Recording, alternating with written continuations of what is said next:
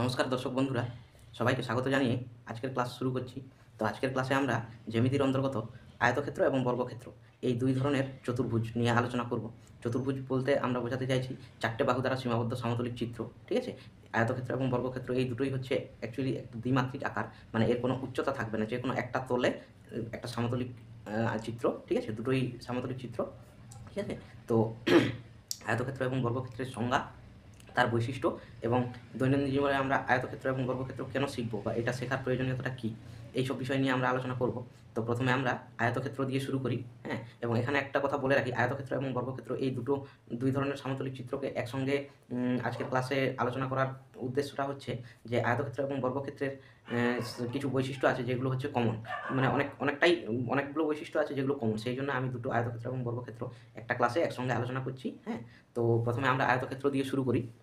আয়তক্ষেত্রে একটা ছবি এঁকে নিই প্রথমে। ছবি আঁকলাম, ধরুন একটা পয়েন্টগুলোর নাম দিলাম এ বি সি ডি। এটা হচ্ছে আয়তক্ষেত্র, ঠিক আছে। এবার আয়তক্ষেত্রের সংজ্ঞা জানবো আর তার কিছু বৈশিষ্ট্য জানবো। এবার আমি এখানে একটা কাজ করি, প্রথমে বৈশিষ্ট্যগুলো দিয়ে সংজ্ঞাটাকে প্রতিষ্ঠা করার চেষ্টা করি, মানে সংজ্ঞাটা ওই বৈশিষ্ট্যগুলোর মাধ্যমেই সংজ্ঞাটাকে আর কি আমরা প্রতিষ্ঠা করার চেষ্টা করবো। তো প্রথমে আমি বৈশিষ্ট্যগুলো লিখে নিই, তারপর বৈশিষ্ট্যগুলো আলোচনা করতে করতে সেখান থেকে সংজ্ঞাতে যাব, ঠিক আছে। তো একটা বৈশিষ্ট্য হচ্ছে, প্রথমে লিখে নিই, প্রত্যেকটি কোণ সমকোণ, সমকোণ মানে হচ্ছে 90 ডিগ্রি, ঠিক আছে। দুই হচ্ছে বিপরীত বাহুগুলি সমান ও সমান্তরাল। দুইটি বৈশিষ্ট্য, ঠিক আছে, এই দুইটি বৈশিষ্ট্য আমি বোঝানোর চেষ্টা করছি। দেখুন, বলছে প্রত্যেকটি কোণ সমকোণ। আয়তক্ষেত্র হচ্ছে একটা চতুর্ভুজ, চতুর্ভুজ মানে কি চারটে বাহু, একটা দুটো তিনটে চারটে বাহু, মানে এ বি একটা বাহু, বি সি একটা বাহু, সি ডি একটা বাহু, আবার এ ডি আর একটা বাহু, তাহলে চারটে বাহু, মানে তার চারটে বাহু, মানে এটা একটা চতুর্ভুজ। বলছে প্রত্যেকটি কোণ সমকোণ। কোণ বলতে কোণগুলো, এই যে এই কোণটা ডি এ বি, মানে ডি এ বি এই কোণটা, এ বি সি এই কোণটা, বি সি ডি এই কোণটা, এবং সি ডি এ বা এ ডি সি যেটাই বলেন এই কোণটা। তাহলে এই প্রত্যেকটা কোণ হচ্ছে সমকোণ। সমকোণ মানে 90 ডিগ্রি, 90 ডিগ্রি করে প্রত্যেকটা কোণ হবে। তার মানে এই কোণটা 90 ডিগ্রি, এটাও 90 ডিগ্রি, এটাও 90 ডিগ্রি, এটাও 90 ডিগ্রি, তাহলে চারটে কোণ সমকোণ হবে। আর বলছে বিপরীত বাহুগুলো সমান ও সমান্তরাল। বিপরীত বাহুগুলো সমান, সমান বলতে কি বোঝাতে চাইলো, সমান বলতে ওর দৈর্ঘ্যে সমান, মানে লম্বাতে দৈর্ঘ্য, ঠিক আছে। ধরুন এ বি, এই বাহুটা ধরুন ফর এক্সাম্পল বলি 5 মিটার, ঠিক আছে। তাহলে এ বি এর বিপরীত বাহু কি, এর অপোজিট সাইডের বাহুটা, মানে এ বির বিপরীত বাহু হচ্ছে সিডি বা ডিসি যা বলা হয়। তাহলে এ বি যদি 5 মিটার হয়, এর বিপরীত বাহুর সিডি, তাহলে এটাও হবে 5 মিটার, ঠিক আছে। এবার বিসি, এই বাহুটা ধরুন ফর এক্সাম্পল বললাম 3 মিটার, তাহলে বিসির বিপরীত বাহু কোন দিকে, তার অপোজিট সাইডে, তার মানে এডি, তাহলে এডিটাও হবে 3 মিটার, ঠিক আছে। তাহলে বলছে বিপরীত বাহুগুলো সমান, সমান অর্থে দৈর্ঘ্যে সমান, ঠিক আছে। তাহলে একটা 5 মিটার হলে তার বিপরীত বাহুটা 5 মিটার, এদিকটা 3 মিটার হলে এদিকে তার বিপরীতটাও 3 মিটার হবে, ঠিক আছে। সমান অবধি তো বুঝলাম। এবার সমান্তরাল, সমান্তরাল কথাটা কি বলতে চাইছি, সমান্তরাল কথাটা হচ্ছে, সমান্তরাল শব্দটাকে আমরা একটু একটা এক্সাম্পল দিয়ে বোঝাই। ধরুন ধরুন এই একটা সরল রেখা বা স্ট্রেট লাইন, আর এই একটা স্ট্রেট লাইন সরল রেখা, ঠিক আছে। এবার এই দুটোকে সমান্তরাল কখন বলবো, সমান্তরাল তখনই বলবো যদি ধরুন দুটো দুটো লাঠি, ধরুন এই একটা লাঠি, সমান দৈর্ঘ্যের দুটো লাঠি, এই একটা লাঠি, ঠিক আছে। এবার এই দুটো লাঠির এই ডগাতে, মানে এইখানে আর এখানে এই পয়েন্টে যদি লম্ব দূরত্বটা মাপি আমরা কোনো স্কেল দিয়ে বা কোনো কিছু দিয়ে, এই দূরত্বটা ফর এক্সাম্পল এই দূরত্বটা ধরুন আমি পেলাম 1 মিটার, ঠিক আছে। এবার এই পয়েন্টে, মানে এই ডগাতেও আমি মাপলাম, ধরুন এখানেও পেলাম 1 মিটার, ঠিক আছে। এবার এই মাঝখানে কোনো একটা ডিস্টেন্স, এখানে মাঝখানে কোনো একটা জায়গায় মাপলাম, এটাও পেলাম 1 মিটার, ঠিক আছে। তার মানে কি বোঝা গেল, যে দুটো সরল রেখা, যার সরল রেখা দুটির মধ্যে যে কোনো পয়েন্টে, মানে সরল রেখা দুটি ওই সরল রেখা বরাবর যে কোনো পয়েন্টে তাদের লম্ব দূরত্বটা একই হবে। মানে যদি 1 মিটার হয় তো 1 মিটারই হবে, এখানেও 1 মিটার হবে, এখানেও 1 মিটার হবে। এবার এইটাকে যদি আর একটু এই দিকে করে নিয়ে আসি, এখানে নিয়ে আসি, এইটাকে শিফট করে এখানে নিয়ে আসলাম, এখন আবার মাপলাম, এখন হয়তো দেখলাম 1.5 মিটার বেরোলো, 1.5 মিটার। এবার এটা এই পয়েন্টে যদি মাপি, এখানেও দেখবেন 1.5 মিটারই হচ্ছে, 5 মিটার। এখানে মাপবো, এখানেও দেখবেন 1.5 মিটার হচ্ছে। তার মানে কি, দুটো রেখাকে আমরা সমান্তরাল তখনই বলবো যখন যে কোনো পয়েন্টে তাদের লম্ব দূরত্বটা একই হবে। মানে ধরুন 1.5 তো সব জায়গায় 1.5ই হবে, আর 2 হবে তো সব জায়গায় 2ই হবে, তখন সেই দুটো রেখাকে সমান্তরাল বলবো। সমান্তরাল শব্দটাকে আরেকভাবে ব্যাখ্যা করা যায়। ধরুন আমি একটা এক্সাম্পল দিয়ে বোঝাই। ধরুন রেখা দুটি এরকম না থেকে, আচ্ছা একটা বুঝিয়ে নিই। ধরুন এই সরল রেখা, ঠিক আছে, দুটো সরল রেখা আছে, ধরুন দুটো সমান্তরাল আছে।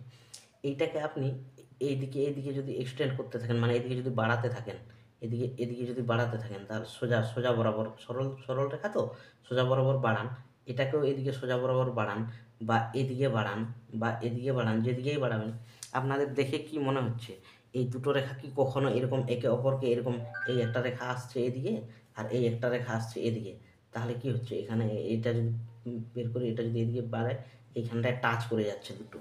আচ্ছা এই দুটো তো সমান্তরাল হয়ে আছে, তাহলে এটা যদি এদিকে বাড়ায় এদিকে বাড়ায়, আপনাদের কি মনে হয় কোথাও কি কোনো টাচ করবে? টাচ করছে না। এটা আপনি যতটাই এক্সটেন্ড করুন অসীম দূরত্ব অবধি, মানে অপরিসীম দূরত্ব অবধি, অপরিসীম দৈর্ঘ্য অবধি যত দূর আপনি এক্সটেন্ড করবেন বা লম্বায় ওদিকে বাড়িয়ে যাবেন, ও কিন্তু কখনো একে অপরকে টাচ করবে না, মানে একে অপরকে ক্রস করবে না, ঠিক আছে। সেই সরল রেখাকে তখন আমরা সমান্তরাল সরল রেখা বলি, ঠিক আছে।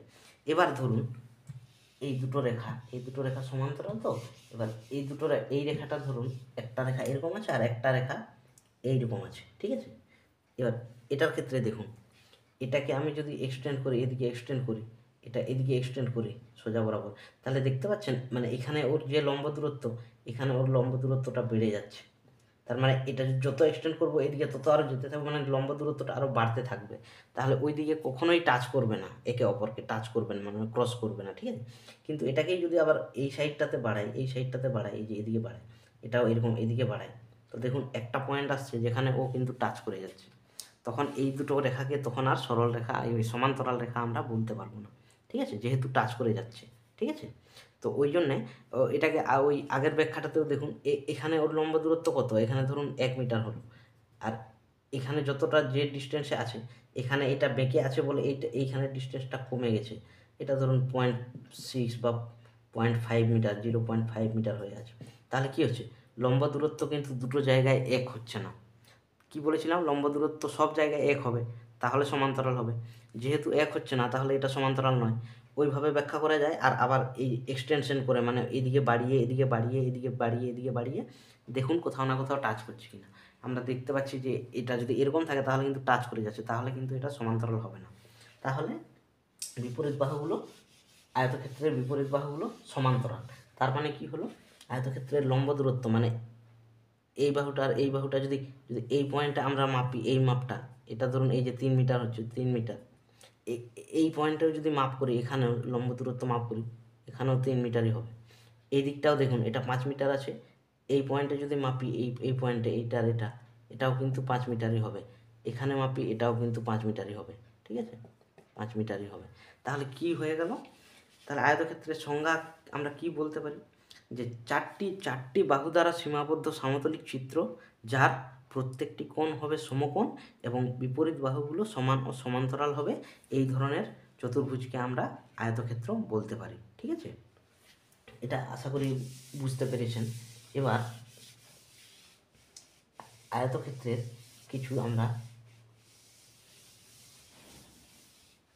বৈশিষ্ট্য তো জেনে, মোটামুটি এটাই বৈশিষ্ট্য, ওই যে বৈশিষ্ট্য যে দুটো লিখলাম ওই দুটোই বৈশিষ্ট্য, এবং আয়তক্ষেত্র সম্পর্কিত কিছু সূত্র আমরা জেনে নিই, ঠিক আছে। আয়তক্ষেত্রের একটা জিনিস বলে রাখি, আয়তক্ষেত্র হচ্ছে সামুদ্রিক চতুর্ভুজ যেটা ও তো বললাম প্রত্যেকটা কোণ সমকোণ এবং বিপরীত বাহুগুলো সমান ও সমান্তরাল। এবার হচ্ছে আয়তক্ষেত্রটা এক ধরনের সমতল চিত্র, আপনারা ছবি থেকে বুঝতে পারছেন। দেখুন এর দৈর্ঘ্য এক দিকটাতে একটু বড় আছে, মানে এক দিকটাতে একটু বেশি লম্বা, আর এই দিকের লম্বাটা কিন্তু ওর একটু কম আছে। তাহলে ওর দুদিকের লম্বাটা কিন্তু সমান হবে না, একদিকে একটু বেশি লম্বা থাকবে আর আরেক দিকের লম্বাটা কম থাকবে, ঠিক আছে। তো এইটাকে আমরা, এই যেটা বেশি লম্বা থাকে ওটাকে আমরা দৈর্ঘ্য বলি, আর যে দিকটা কম লম্বা থাকে ওটাকে আমরা প্রস্থ বা চওড়া বলি, দৈর্ঘ্য বা লম্বা, ঠিক আছে। আর এদিকটা হচ্ছে চওড়া। তো আয়তক্ষেত্র আপনি দেখে কিভাবে বুঝবেন যে এক দিকটার দৈর্ঘ্য বেশি থাকবে আর আরেক দিকটা দৈর্ঘ্য কম থাকবে, এগুলোকে আমরা আয়তক্ষেত্র দেখে বুঝতে পারবো, ঠিক আছে। তো এবার হচ্ছে আমরা কিছু ফর্মুলা বা কিছু সূত্র জেনে নিই, ঠিক আছে। আয়তক্ষেত্রে দেখুন পরিসীমা বলে একটা রাশি হয়, হ্যাঁ, পরিসীমা, ঠিক আছে। আর একটা রাশি হয় ক্ষেত্রফল, ঠিক আছে। তো পরিসীমা এবং ক্ষেত্রফল এই দুটো কি জিনিস এটা আমরা একটু জেনে নিই। আচ্ছা, প্রথমে পরিসীমা সম্পর্কে আমরা জেনে নিই। ধরুন পরিসীমা, ক্ষেত্রফলটা এখন ভুলে যাই, পরিসীমা সম্পর্কে জানি। পরিসীমা কি হচ্ছে? পরিসীমা হচ্ছে চারটে বাহু দ্বারা সীমাবদ্ধ সমতলিক চিত্র, তো বুঝলাম আয়তক্ষেত্র, হ্যাঁ, আয়তক্ষেত্রে যা যা সংজ্ঞা সেই সূত্রে বুঝে গেলাম। এবার তার পরিসীমাটা কি, পরিসীমাটা আমরা কেন শিখব? পরিসীমাটা হচ্ছে চারটে বাহুর দৈর্ঘ্যের সমষ্টিটাই হচ্ছে ওর অ্যাকচুয়ালি পরিসীমা। মানে ধরুন আমি যদি বোঝাতে চাই, এই চারটে বাহুতে মোট কতটা লম্বা দৈর্ঘ্য আছে আর কি, এটাই হচ্ছে ওর পরিসীমা। মানে ধরুন এটা একটা ফুটবল মাঠ, ঠিক আছে,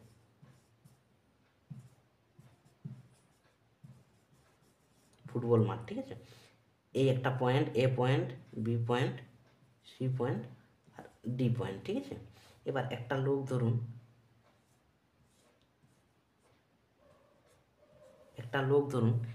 এ পয়েন্ট থেকে এই দিক বরাবর যাত্রা শুরু করলো, বি পয়েন্টে আসলো, ঠিক আছে। তাহলে এই এই দূরত্বটা কত? ধরুন 5 মিটার আছে দূরত্ব, ওই আগের এক্সাম্পলটাই দিচ্ছি। আর ধরুন এদিকটা আছে ধরুন 3 মিটার, ঠিক আছে। তাহলে এ থেকে বি পয়েন্টে যেতে ওর কতটা দূরত্ব অতিক্রম করলো? এখান থেকে যদি শুরু করে এখান থেকে বি পয়েন্টে আসলো, তাহলে ও 5 মিটার চলে আসলো, 5 মিটার।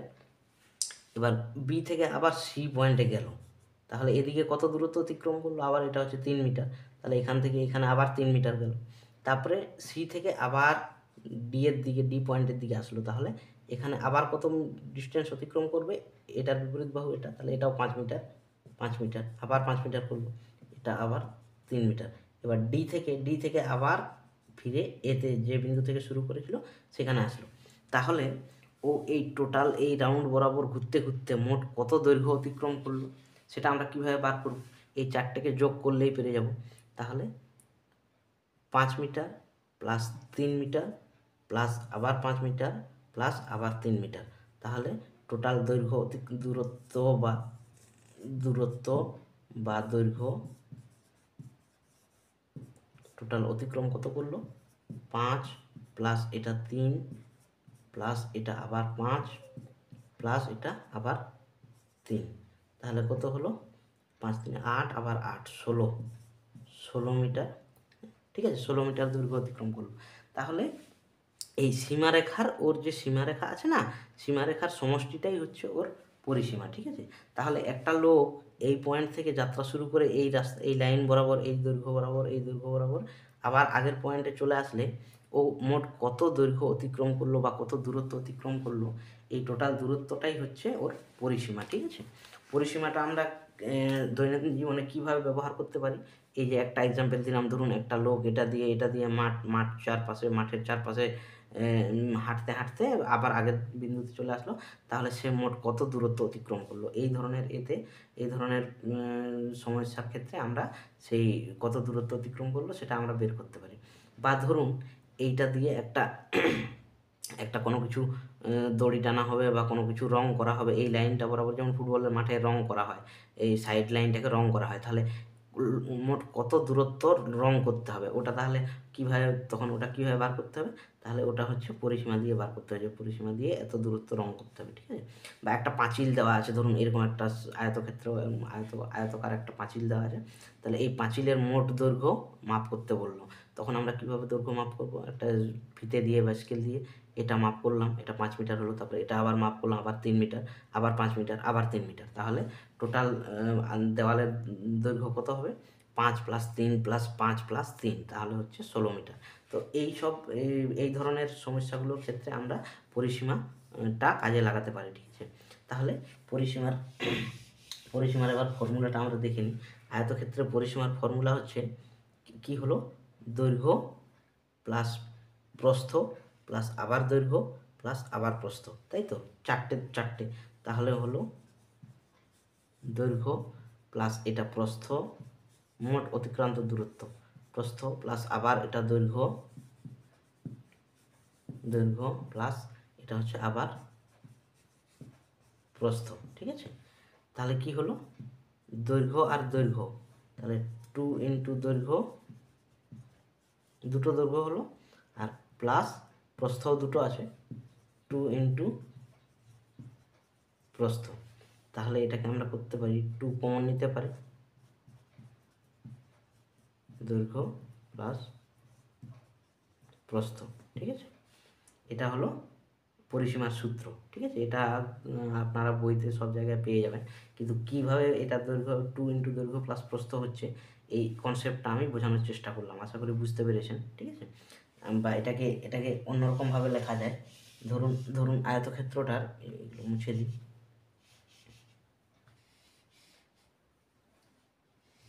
ধরুন এটা আমরা এক্সাম্পলের জন্য 5 মিটার বলেছিলাম তো, বা 3 মিটার বলেছিলাম তো, এটা তো যে কোনো ধরনের রাশি হতে পারে। ধরুন এটা একটা আমি ভেরিয়েবল একটা নোটেশন দিলাম, হ্যাঁ, ধরুন এ মিটার যে কোনো হতে পারে, একটা দৈর্ঘ্যের একটা মাপ দিলাম, ধরুন এ মিটার 5 মিটারও হতে পারে, 10 মিটারও হতে পারে, 8 মিটার, 100 মিটার, যা হতে পারে। আর এদিকটা মাপ দিলাম বি মিটার, তাহলে এই দিকটা, এটা যদি এ মিটার হয়, তাহলে তার বিপরীত বাহু এটাও এ মিটার হবে, এটা যদি বি মিটার হয়, তাহলে তার বিপরীত এটাও বি মিটার হবে, তাহলে কি হবে, 2 × এ প্লাস বি, মানে 2 × দৈর্ঘ্য প্লাস প্রস্থ। তো এই জিনিসটাই হচ্ছে ওর পরিসীমা, ঠিক আছে। এটা হচ্ছে সবসময় মানে একক সবসময়, মানে যে এককে থাকবে, ধরুন মিটার বা কিলোমিটার বা ফুট, মানে দৈর্ঘ্যের যা যা একক হয় আর কি, ওই এককগুলোতেই হবে, এটাতে কিন্তু কোনো বর্গমিটার বা ঘনমিটার এইসব হয় না। এবার হচ্ছে এর আরেকটা ওর পরিমাপের জন্য ভৌত রাশি বলেছিলাম, যেটা হচ্ছে ক্ষেত্রফল, ঠিক আছে। ক্ষেত্রফল মানে কি, আচ্ছা, এটা তো পরিসীমা তো বুঝলাম, এটা দিয়ে লাইন বরাবর হাঁটলে যে দূরত্ব অতিক্রম করলো সেটা পরিসীমা। কিন্তু এবার ধরুন এই ফুটবল মাঠটাকে, পুরো মাঠটাকে ধরুন মাঠের মধ্যে কোনো কিছু কার্পেট বিছাতে হবে, ঠিক আছে। ধরুন এই পুরো মাঠের মধ্যে একটা রেড কার্পেট বিছাতে হবে, তাহলে কার্পেটটা কতটা জায়গা জুড়ে থাকবে, ঠিক আছে, এই কতটা জায়গা দখল করবে, এই দখল করা জায়গাটার মাপটাই হচ্ছে ক্ষেত্রফল দিয়ে বোঝানো হয়, যে ওটাই হচ্ছে অ্যাকচুয়ালি ওর ক্ষেত্রফল। তাহলে ক্ষেত্রফলের ফর্মুলা হচ্ছে দৈর্ঘ্য ইন্টু প্রস্থ, ঠিক আছে। এবার এটা যদি এ হয়, এটা বি হয়, তাহলে দৈর্ঘ্য মানে কি এ ইন্টু প্রস্থ মানে বি, তাহলে ক্ষেত্রফলের ফর্মুলা হয়ে গেল দৈর্ঘ্য ইন্টু প্রস্থ, ঠিক আছে। এটা হচ্ছে আয়তক্ষেত্র, ঠিক আছে। এবার আয়তক্ষেত্রের আর একটা জিনিস বলে রাখি, বর্গক্ষেত্রের ক্ষেত্রে ওটা সুবিধা হবে, ঠিক আছে, পরে বোঝাতে সুবিধা হবে। আয়তক্ষেত্র তো এ বি সি ডি, এই একটা পয়েন্ট, এই একটা পয়েন্ট, এই একটা পয়েন্ট, এই একটা পয়েন্ট, এই একটা কোণ, এই একটা কোণ, এই একটা কোণ, এই একটা কোণ, ঠিক আছে। এবার বিপরীত বাহুগুলো বললাম সমান ও সমান্তরাল, এটা তো বুঝলাম। এবার বিপরীত কর্ণ বলে একটা জিনিস হয় আয়তক্ষেত্রের, কর্ণ, ঠিক আছে। বিপরীত কোণ, দেখুন এই একটা কোণ, এর বিপরীত কোণ হচ্ছে সি, কোণ, এই কোণের বিপরীত কোণ হচ্ছে এইটা, এই কোণের বিপরীত কোণ হচ্ছে এইটা, ঠিক আছে। মানে বি বি পয়েন্টে যে কোণ দাঁড়াচ্ছে সেইটার বিপরীত পয়েন্ট হচ্ছে ডি, ডি পয়েন্টে যে কোণ দাঁড়াচ্ছে, এ পয়েন্টে যে কোণ দাঁড়াচ্ছে তার বিপরীত হচ্ছে সি পয়েন্টে যে কোণ দাঁড়াচ্ছে। এবার এই দুটো কোণ, এই দুটো বিন্দুকে, মানে এ পয়েন্ট আর সি পয়েন্ট, এই পয়েন্ট দুটোকে যদি আমরা স্ট্রেট লাইন দিয়ে কানেক্ট করি, বা ডি আর বিকে যদি কানেক্ট করি, তাহলে এই যে যে দুটি রেখা পাচ্ছি, মানে বিডি, বিডি বা এসি, এই যে দুটো রেখা পাচ্ছি এগুলোকে বলা হয়, সরি সরি কর্ণ, ঠিক আছে, বা ইংরেজিতে বলা হয় ডায়াগোনাল, ডায়াগোনাল, ঠিক আছে। এবার কর্ণের, কর্ণের দৈর্ঘ্য, কর্ণের দৈর্ঘ্য, কর্ণের তো একটা দৈর্ঘ্য হবে, দৈর্ঘ্যের একটা ফর্মুলা আছে, √অফ দৈর্ঘ্য স্কোয়ার প্লাস প্রস্থ স্কোয়ার, ঠিক আছে। এটা আপাতত জেনে রাখো। এবার আমরা যখন ত্রিভুজ নিয়ে আলোচনা করব তখন এই জিনিসটা আরও ভালো করে বোঝাতে সুবিধা হবে, তখন আরেকবার এই জিনিসটা ওখান থেকে, মানে একটা ত্রিভুজের ফর্মুলা থেকে আর কি এই জিনিসটা এসছে, এই যে দৈর্ঘ্য ইন্টু দৈর্ঘ্য স্কোয়ার প্লাস প্রস্থ স্কোয়ার, এই ফর্মুলাটা অ্যাকচুয়ালি একটা ত্রিভুজের ফর্মুলা থেকে এসছে। এবার ত্রিভুজের ফর্মুলাটা আমি বলেই দিই এখানে, হ্যাঁ। ধরুন, মানে ধরুন এই যে এ বি আর সি, মানে এই এই এ বি সি, এইটুকু পার্ট, এইটুকু পার্ট, এইটুকু পার্ট, এইটুকু পার্ট যদি আমরা কেটে বার করি, ধরুন এই যে ওইটাকে কেটে আমরা এখানে আলাদা করে লিখছি, এই ধরুন এ বি সি, এটা কি হলো, এটা এটা এ বিটা হলো, আর বি সিটা হচ্ছে এটা, আর এ সিটা আমরা জানি না, এটা ধরুন এটা এ বিটা তো দৈর্ঘ্য হলো, দৈর্ঘ্য হলো, বি সিটা হলো প্রস্থ, আর সি এটা আমরা অ্যাকচুয়ালি জানি না, এটা হচ্ছে কর্ণ, অ্যাকচুয়ালি কর্ণ, ঠিক আছে। এবার এটা ত্রিভুজের ফর্মুলা থেকে কিভাবে আসলো, ত্রিভুজের ক্ষেত্রে আমরা যদি করি, ত্রিভুজের ক্ষেত্রে একটু বোঝাই, এই একটা হলো, এই একটা হলো, এই একটা হলো। এবার এইটা তো 90 ডিগ্রি, এই কোণটা তো 90 ডিগ্রি, তাহলে এই কোণটাও 90 ডিগ্রি, মানে এই ত্রিভুজটাই এখানে আঁকলাম, এই কোণটা তো 90 ডিগ্রি, তাহলে এই ত্রিভুজটা কি হচ্ছে, এ বি সি, একটা একটা কোণ সমকোণ, তাহলে এই ত্রিভুজটাকে আমরা তখন কি বলি, সমকোণী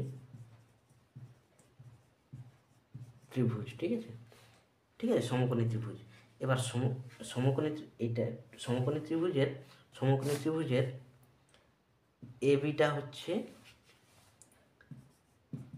এ বিটাকে আমরা ভূমি বলি, ভূমি, তাহলে এখানে এ বিটা হচ্ছে দৈর্ঘ্য, যেটা হচ্ছে ভূমি, এখানে এ বিটা ভূমি, আর বিসিটা হচ্ছে প্রস্থ, এখানে বিসিটা অ্যাকচুয়ালি কি হয়ে যাবে, উচ্চতা, উচ্চতা, বিসিটা হচ্ছে হাইট আছে তো, উচ্চতা, ঠিক আছে, বা লম্ব, লম্ব বলা যায়, লম্ব বলে, উচ্চতা বা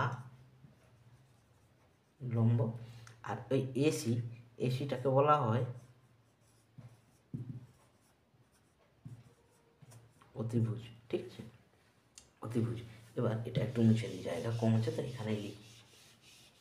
এই সমকোণী ত্রিভুজের একটা ফর্মুলা আছে, হ্যাঁ, এটা হচ্ছে অতিভুজ স্কোয়ার সমান হচ্ছে লম্ব স্কোয়ার প্লাস,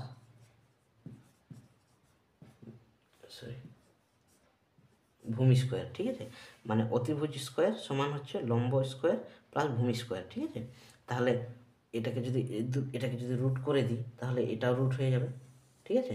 তাহলে অতিভুজ স্কোয়ারের আবার রুট করেছি, তার মানে এটা শুধু বেরিয়ে যাবে অতিভুজ,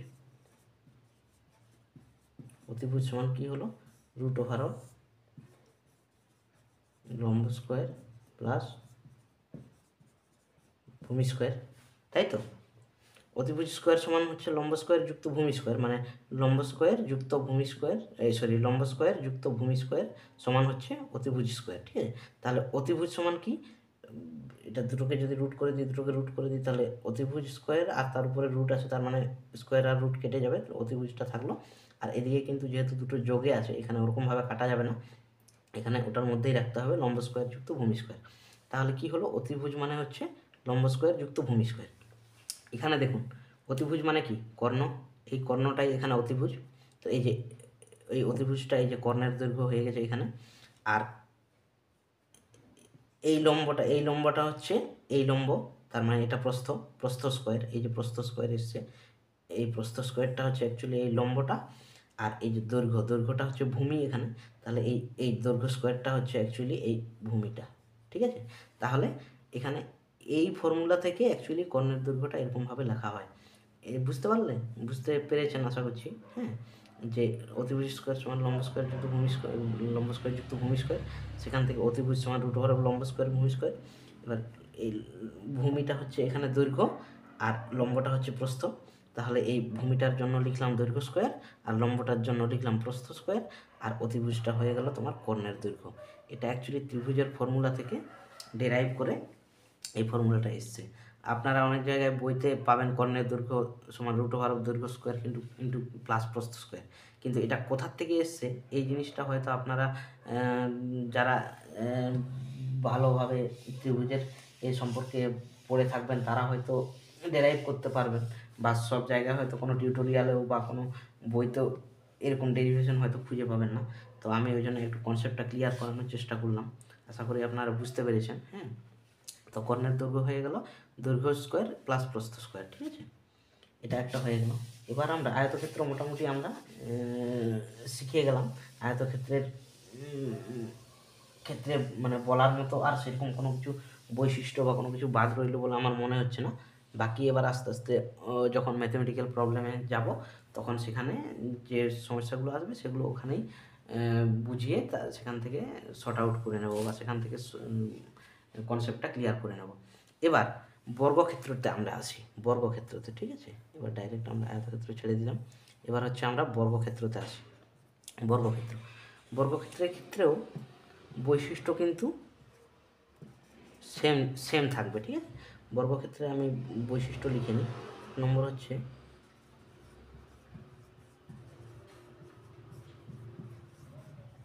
প্রত্যেকটি কোণ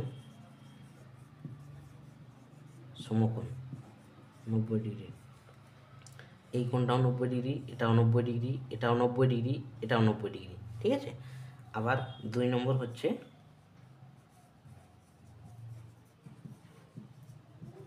বিপরীত বাহুগুলি সমান ও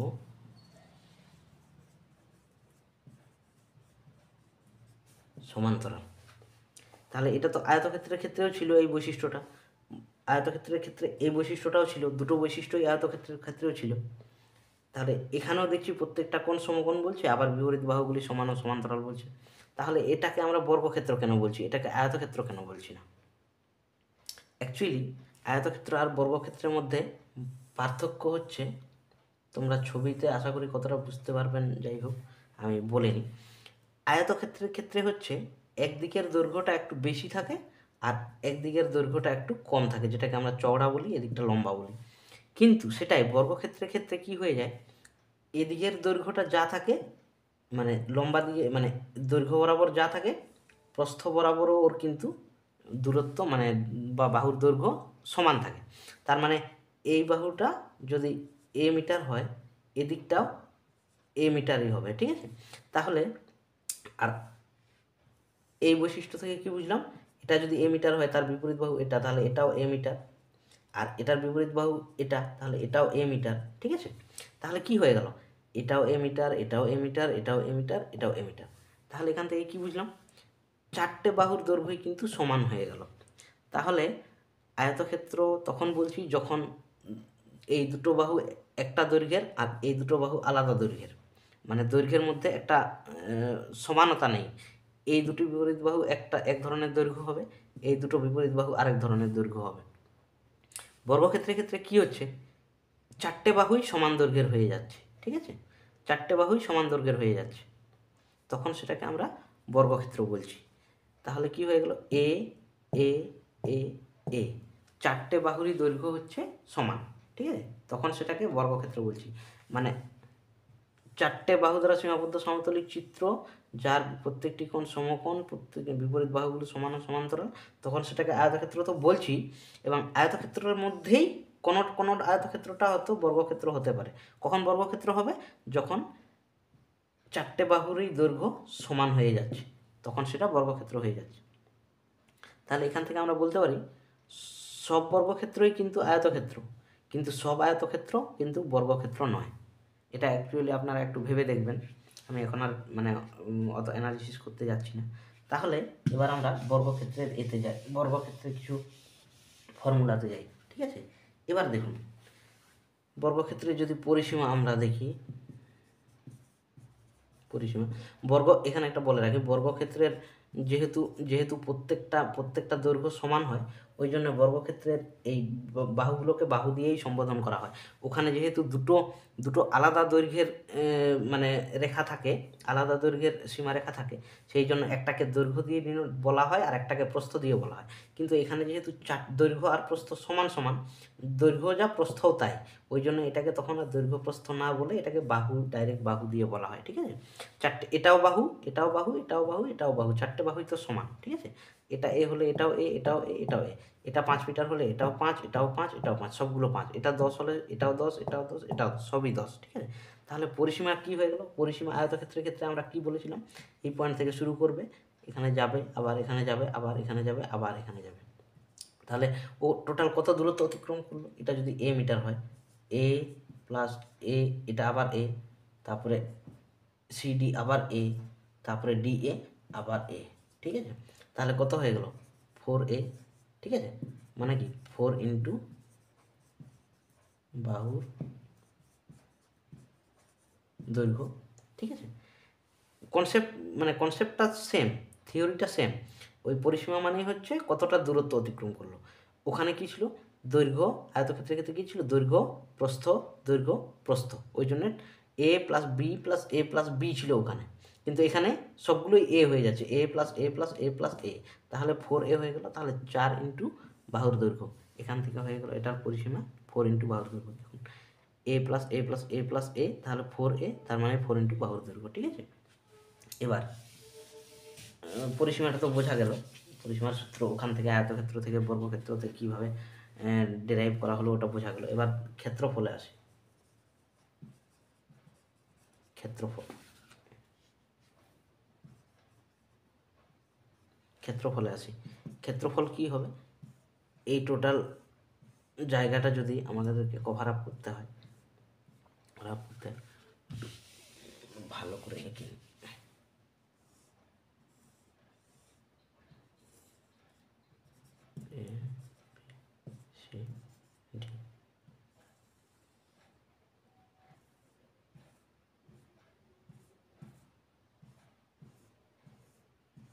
এই টোটাল জায়গাটা যদি আমাদেরকে কভার আপ করতে হয়, তাহলে ক্ষেত্রফল কত হচ্ছে, আয়তক্ষেত্রের ক্ষেত্রে কী ছিল, দৈর্ঘ্য ইন্টু প্রস্থ, আর এখানে কি দৈর্ঘ্য মানেও বাহু ইন্টু প্রস্থটাও তো একই বাহু, ঠিক আছে। বা দৈর্ঘ্যটা এখানে কি এ মিটার, আর প্রস্থটাও কি, প্রস্থটাও তো এ মিটার, এদিকটা এ মিটার হচ্ছে, প্রস্থটাও তো এ মিটারই হচ্ছে, ঠিক আছে। তাহলে এ ইন্টু এ, তার মানে কি হচ্ছে এ স্কোয়ার, মানে এই যে বাহু ইন্টু বাহু, তার মানে হচ্ছে বাহু স্কোয়ার, ঠিক আছে। ওখান থেকে ওইটা দৈর্ঘ্য ইন্টু প্রস্থটাকেই, এখানে যেহেতু দৈর্ঘ্য আর প্রস্থ সমান আছে, ওই জন্য ওটাকে বাহু দিয়ে ইন্টু করলাম, বাহু ইন্টু বাহু, তার মানে বাহু স্কোয়ার, ঠিক আছে। ক্ষেত্রফলের স্কোয়ার সবসময় মিটার স্কোয়ারে হয় বা বর্গ মিটারে হয়, যেহেতু এটার জন্য একটা এটা এর একটা একক আছে মিটার, আবার এরও আর একটা একক আছে মিটার, ঠিক আছে।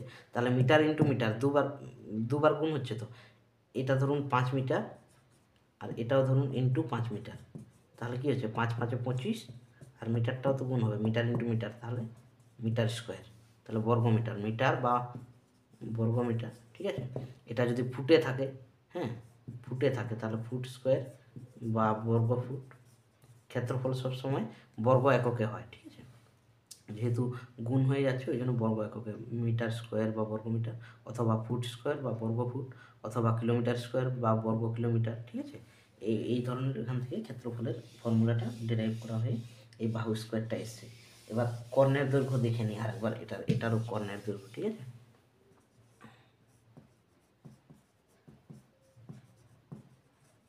কর্ণের দৈর্ঘ্য, এখানে কর্ণের দৈর্ঘ্য কি বলেছিলাম, √, দৈর্ঘ্য স্কোয়ার প্লাস প্রস্থ স্কোয়ার বলেছিলাম তো। তো এখানে দৈর্ঘ্য কি, দৈর্ঘ্য মানে বাহু, বাহু স্কোয়ার প্লাস প্রস্থটাও তো বাহু স্কোয়ার, তাহলে কি হচ্ছে √2 ইন্টু বাহু স্কোয়ার আর বাহু স্কোয়ার দুটো যোগ হয়েছে, তাহলে 2 ইন্টু বাহু স্কোয়ার। তাহলে কী হলো, বাহু স্কোয়ারটা রুটের জন্য যেহেতু স্কোয়ার আছে আর রুট আছে বাইরে বেরিয়ে যাবে, আর √2টা √2ই রয়ে যাবে, তাহলে √2 ইন্টু বাহু, এটা দেখবেন বইতে পাবেন আপনি, কর্ণের দৈর্ঘ্য এখানে √2 ইন্টু বাহু, ওটা সেম ওই আয়তক্ষেত্রের কনসেপ্ট থেকেই এসছে। এখানে যেহেতু দৈর্ঘ্য আর প্রস্থ একই হয়ে গেছে সেই জন্য ওটাকে বাহু দিয়ে ডিনোট করে ওই √2 ইন্টু বাহু, মানে বাহুর দৈর্ঘ্য আর কি, বাহুর দৈর্ঘ্য, √2 ইন্টু বাহুর দৈর্ঘ্য, এটা হচ্ছে কর্ণের দৈর্ঘ্যের সূত্র আর কি, ঠিক আছে। তো মোটামুটি আশা করি বোঝাতে পারলাম। আচ্ছা, এখানে একটা ইন্টারেস্টিং জিনিস আমার মনে হয় তোমাদের শিখলে হয়তো ভালোই লাগবে। আমি একটা জিনিস শিখেছি, বা এটা আমি আমার বাবার থেকে শিখেছিলাম, আর এটা আমি কোনোদিন কোনো বইতে খুঁজে পাইনি। তো সেই জিনিসটা তোমাদেরকে একটু বলে নিই আয়তক্ষেত্র সম্পর্কিত। ধরুন আয়তক্ষেত্র মানে আমরা কি বুঝলাম, 4টে বাহু দ্বারা সীমাবদ্ধ সমান্তরাল চিত্র যার প্রত্যেকটি কোণ সমকোণ। এবার ধরুন সমকোণ আমরা একটা লাইন ধরুন এই যে টানলাম, একটা লাইন টানলাম, এটার থেকে সমকোণ মানে কি, এমন একটা লাইন টানতে হবে যেটা হচ্ছে এই অ্যাঙ্গেলটা 90 ডিগ্রি হবে, ঠিক আছে। এবার আমাদের কাছে এরকম চাঁদা থাকে, চাঁদাতে আমরা এই পয়েন্টে এরকম বসিয়ে এখানে এই কোণের অ্যাঙ্গেলগুলোর একটা মাপ দেওয়া আছে, মার্ক করা আছে, ওখান থেকে আমরা এই যে 90 ডিগ্রি মার্ক করা আছে এখানে এরকম পয়েন্ট করে এখান থেকে এটাকে জয়েন করে দিলেই আমরা মোটামুটি একটা 90 ডিগ্রি অ্যাঙ্গেলের একটা পেয়ে যাব, রেখা পেয়ে যাব, ঠিক আছে। এই দুটো রেখার মধ্যে 90 ডিগ্রি অ্যাঙ্গেল বানাতে পারবো, ঠিক আছে। কিন্তু ধরুন আপনার কাছে শুধুমাত্র একটা স্কেল আছে আর এই কম্পাস পেন্সিল আছে, হ্যাঁ, কিন্তু এই চাঁদা বিষয়টা মানে এই অ্যাঙ্গেল পরিমাপ করার কোনো ইনস্ট্রুমেন্ট আপনার কাছে নেই। তখন আপনি আয়তক্ষেত্র কিভাবে বানাবেন, এটা শুধু এই কম্পাস আর এই একটা স্কেল দিয়ে আপনি আয়তক্ষেত্র বানাতে পারবেন কি? এটা দিয়ে কীভাবে আয়তক্ষেত্র বানানো যায় আমি আপনাদেরকে একটু শিখিয়ে নিই, হ্যাঁ। ধরুন একটা স্ট্রেট লাইন আঁকলেন, ঠিক আছে, এবার এটার মধ্যে এদিকে 90 ডিগ্রি অ্যাঙ্গেলে আরেকটা লাইন কী করে টানবেন, ঠিক আছে। এবার ধরুন এখান থেকে এরকম করে তো আপনি বুঝতে পারবেন না যে এটা 90 ডিগ্রি হচ্ছে, একটু এঁকে বেঁকে হতে পারে, ঠিক আছে। এক্স্যাক্ট 90 ডিগ্রি কীভাবে করা যায়, ঠিক আছে, এই দেখুন এটা দিয়ে সুন্দরভাবে করা যায়। দেখুন এই পয়েন্টে একটা বসাবেন নিডলটা দিয়ে, একটা যে কোনো রেডিয়াসের একটা এরকম সার্কেল আঁকার চেষ্টা করবেন, সার্কেল, ঠিক আছে, এরকম আঁকবেন তো সার্কেল। তারপরে এই রেখাটাকে যেখানটায় টাচ করেছে ওখানে আবার নিডলটা বসাবেন, নিডলটা বসিয়ে ওই রেডিয়াস কিন্তু কমানো বাড়ানো যাবে না, যে রেডিয়াস টানছেন ওই রেডিয়াস ফিক্সড থাকতে হবে। তাহলে এইখানে আবার নিডলটা রাখলাম, এখানে রাখলাম, এখানে রেখে আবার ওই সার্কেলটাকেই আবার কোথাও একটা কাট করলাম, যে পয়েন্টে কাট করলো ওখানে আবার নিডলটা রাখলাম, ওখান থেকে আবার একটা পয়েন্ট এরকম কাট করলাম, ঠিক আছে। আবার ওইটাকে কাট করে এদিকে একটু বাড়িয়ে নিলাম, ঠিক আছে। আর এই সেকেন্ড পয়েন্টে যেখানে আবার টাচ করেছি ওই সার্কেলটাকে, ওখানে নিডলটাকে রেখে আবার এদিক থেকে এটাকে আবার এখানে কাট করলাম, ঠিক আছে। এবার দেখুন এই যে এখানটায় একটা ক্রস পয়েন্ট হয়ে গেল, এখানটায় একটা ক্রস পয়েন্ট। এবার যদি আমি এই পয়েন্টটা আর এই পয়েন্টটা যদি কানেক্ট করে দিই, ঠিক আছে, এটা আর এটা যদি কানেক্ট করে দিই তাহলে দেখুন আমরা না এই অ্যাঙ্গেলটা পুরো একদম 90 ডিগ্রি অ্যাঙ্গেল পেয়ে যাবো। ওটা সেম এদিক থেকেও করা যেতে পারে, এদিক থেকেও। ধরুন এই পয়েন্টে রাখলাম নেডিলটা, একটা রেডিয়াস দিয়ে যে কোনো রেডিয়াসের একটা সার্কেল টানলাম, তারপরে আবার নেডিলটাকে এখানে রেখে আবার কাট করলাম, ওই কাট পয়েন্টে নেডিল রেখে আরেকটা কাট করলাম, ওটাকে এদিকে এক্সটেন্ড করলাম। এবার এইখানে যেখানে কাট করেছে ওখান থেকে রেখে উল্টো দিক থেকে আবার এখানে কাট করলাম। দেখুন এইখানে একটা পয়েন্ট পেয়ে গেলাম আমরা, এইখানে একটা পয়েন্ট পেয়ে গেলাম আর এখানে একটা পয়েন্ট পেয়ে গেলাম। এই দুটোকেও যদি আমরা এরকমভাবে স্কেল দিয়ে জয়েন করে দিই, তাহলে দেখুন এটা একটা 90 ডিগ্রি পেয়ে যাবেন।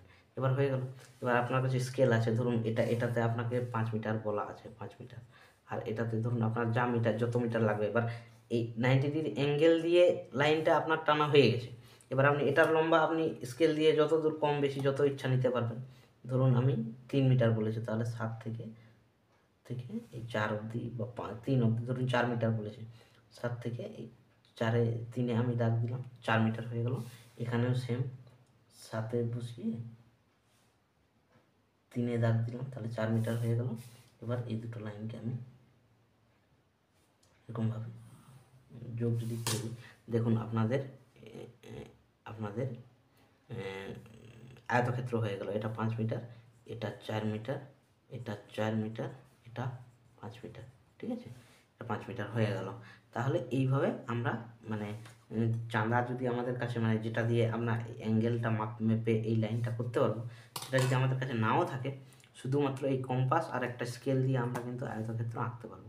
এবার বর্গক্ষেত্রও সেম, বর্গক্ষেত্র তো এই লাইনটা তো আপনার জানা হয়ে গেছে। তাহলে এটা যদি 5 মিটার হয়, এদিকে আপনি 5 মিটার দৈর্ঘ্যের যেখানে কাট করছে সেখানে কাট করে দেবেন, এটা দিয়েও আপনি 5 মিটার যেখানে কাট করছে সেখানে কাট করে দেবেন, এই দুটো পয়েন্ট জয়েন করে দেবেন, হয়ে গেল বর্গক্ষেত্র। তো এইভাবে আমরা আয়তক্ষেত্র বা বর্গক্ষেত্র শুধুমাত্র একটা কম্পাস আর একটা স্কেলের সাহায্যে আমরা আঁকতে পারি, ঠিক আছে? তো আশা করি আয়তক্ষেত্র এবং বর্গক্ষেত্র এই দুটি সামুদ্রিক চিত্র সম্পর্কে আপনাদের আইডিয়া ক্লিয়ার হবে। হ্যাঁ, আর ভবিষ্যতে এই ধরনের অঙ্কের ক্ষেত্রে আপনারা কনসেপ্ট যেহেতু ক্লিয়ার হয়ে যাচ্ছে, তাহলে আপনারা আশা করি আর আটকাবেন না, মানে অঙ্কের সমাধান করে ফেলতে পারবেন। তো এই আশা নিয়ে আজকের ভিডিও শেষ করছি। সকলে ভালো থাকবেন এবং পরবর্তী ক্লাসে আবার দেখা হবে, ঠিক আছে? সকলকে ধন্যবাদ।